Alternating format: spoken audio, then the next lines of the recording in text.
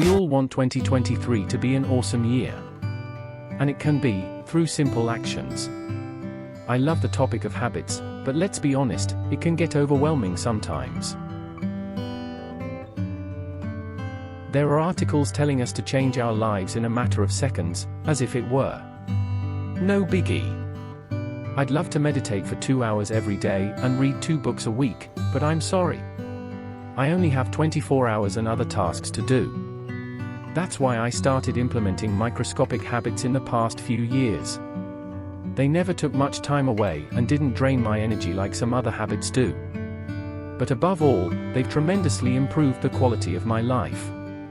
Pick 1. Pick 13. Or pick all 21 if you want.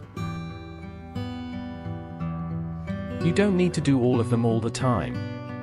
I often skip some when life gets in the way, but I come back to them as soon as I can. You can do the same. Write down 3 things you're grateful for. Hell, start with 1 if needed. The goal is to always look for the positive in each day. Yes, even when you've had the worst day and want to punch the next person. Who even dares to look at you? I started this habit 2 years ago, and it's probably the most consistent one I've maintained. It's easy and helps reframe bad days. When I struggle to find a positive aspect in the previous day, I usually say I'm grateful for being alive and having a future full of possibilities. Simple but effective in the long run. Refuse something once a week. If you accept everything that comes your way, you'll never have time for yourself. Create that time by refusing things you're not excited about during the week. Start by refusing something once and see how liberating it is. You can also set boundaries with others, so there's always some leeway for yourself. Someone wants to have a meeting you consider pointless. Say you're busy. 3 friends need your help. Tell one of them they might need to find someone else. As a heads up, if you currently accept everything, people will need some time to adapt to this change. But with time, they will accept it. Exercise for a minute when you wake up. Just 1 single minute. Nothing more. Even in your busy life, you can find time for that, right? I'm not asking for a full workout, just a few simple exercises. I usually do 30 push-ups and plank for a minimum of 30 seconds. Exercising first thing in the morning gets the blood flowing and clears the morning fog you might be experiencing. If you prefer a full workout in the morning, go ahead. But even if you prefer the evening, 1 minute in the morning won't hurt. It helps. Invest in experiences. How often do you spend money on objects? Compare that number to how often you invest in experiences. My guess is you spend more on objects. And even if you spend the same amount on both, that's still not the best. What we remember isn't objects. It's experiences. In 2020, I often met friends outside for a walk or went on short trips with them. We created memories. We bonded.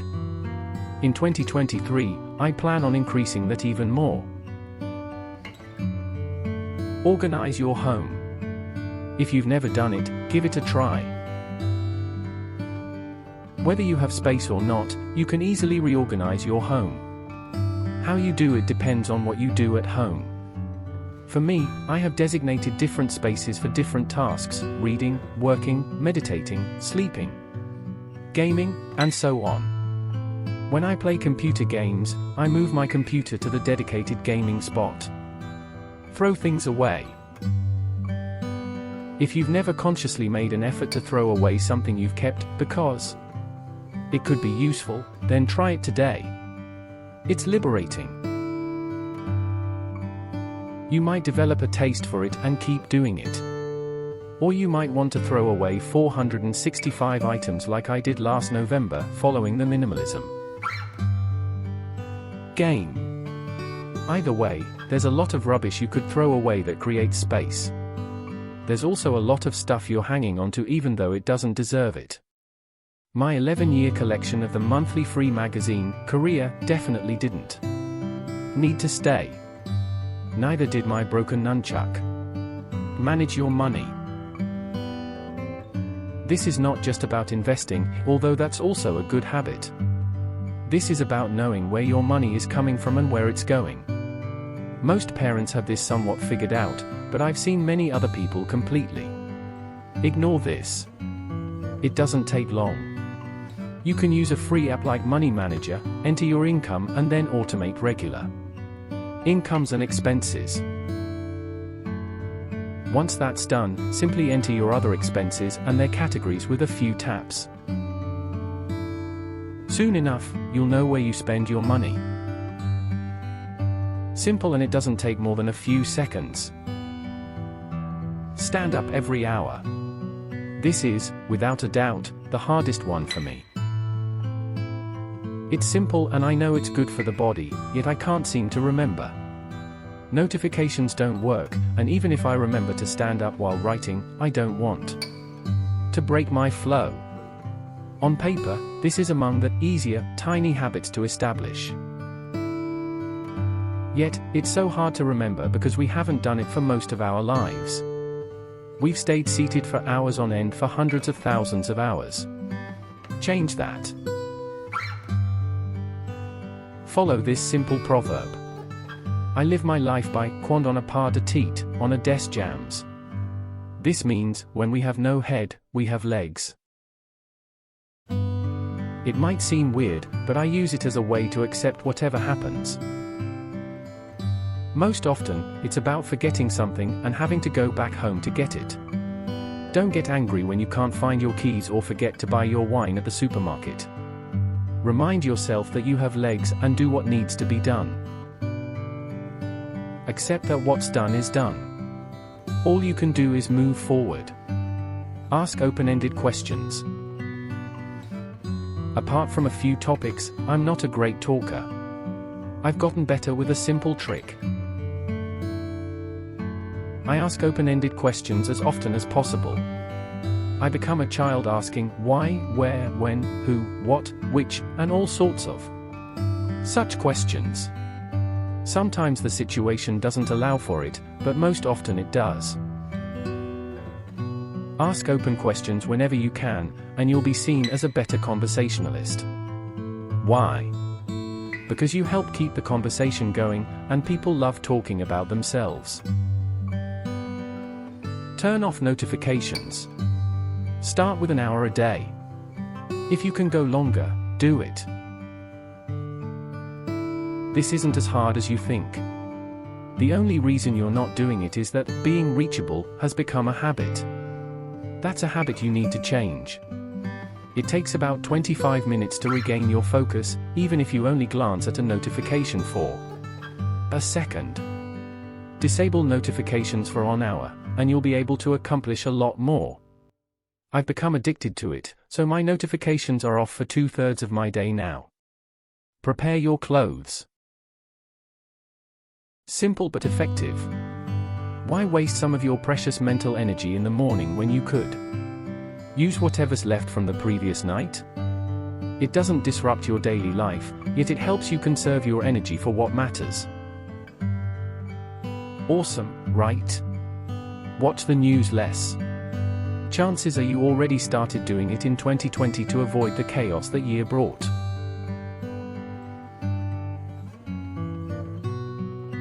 If not, start today. No matter how curious you are, you don't need to watch the news 3 times a day, let alone 10. If you can, only watch or read the news once, around midday. You probably don't need more. I've reduced my news intake to once every 2 days, and it works great. I stay informed about what's happening in the world without feeling overwhelmed. I even have more time for myself. Drink more water. Another simple habit. It's great for your health, and you can find it pretty much anywhere. Now I wonder, why aren't you already drinking more water? Come on, stop reading for a second and do it. Discover one new thing each month. My favorite of them all. Drop all expectations and simply discover something new each month. It could be delving into a topic you've been curious about. You could read about the Battle of Marignano or explore the culture of Puricura. Either way, discovering something new is exciting. It's also beneficial because it keeps us curious and gradually expands our skills or knowledge. Over time. Do it in whatever way works for you. Spend 10 hours on it one Saturday or a few minutes a day for a month. What matters is that you discover something new. Make your bed. Start your day with a win by making your bed, as Admiral William McRaven said in a speech. Another simple habit to add. It won't change your life right away, but that's not the goal. All we want is to slightly improve it without disrupting our overall routine. Get up, make your bed, and then follow with a series of other victories throughout the day. Spend a minute a day with yourself. Just 1 minute, come on. I know you can do it. No phone. No computer. No tablet, friends, or pets around. Just you and your thoughts.